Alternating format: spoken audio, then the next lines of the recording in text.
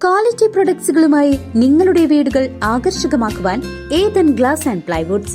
Interior രംഗത്ത് ഉറപ്പിന്റെ കഥ പറയും ഡെൻവുഡിന്റെ ഓതറൈസ്ഡ് ഡീലറായ ഏതനിൽ glass, plywoods, lock and hardware ഐറ്റംസുകളുടെ കമനീയ ശേഖരവുമായി വിശ്വസ്തയോടെ ഉറപ്പിന്റെ പര്യായമായി മേപ്പാടം മെളനാട് റോഡിൽ പ്രവർത്തിക്കുന്ന Ethan glass and plywoods.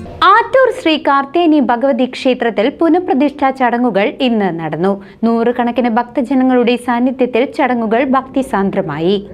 Attoor Sree Karthyani Bhagavathi ക്ഷേത്രത്തിൽ പുനരുദ്ധാരണ യത്നത്തിന്റെ ഭാഗമായുള്ള പുനഃപ്രതിഷ്ഠാ ചടങ്ങുകൾ ഭക്തിസാന്ദ്രമായ അന്തരീക്ഷത്തിൽ ഇന്ന് നടന്നു.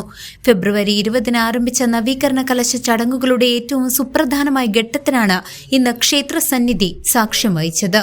ബ്രഹ്മശ്രീ കരുകന്നൂർ വടക്കേടത്തുമന നാരായണ നമ്പൂതിരിയുടെ മുഖ്യ കാർമ്മികത്വത്തിലാണ് പ്രതിഷ്ഠാ ചടങ്ങുകൾ പൂർത്തിയായത്.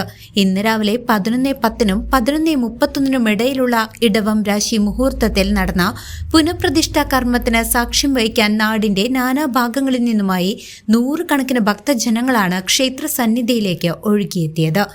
ക്ഷേത്ര പുനരുദ്ധാരണ പ്രവർത്തനങ്ങൾ പൂർത്തിയാക്കി ഭഗവതിയുടെ ചൈതന്യം പുനഃപ്രതിഷ്ഠിച്ചതോടെ ആറ്റൂർ ഗ്രാമം ഒന്നടങ്കം ഉത്സവലഹരിയിലായി.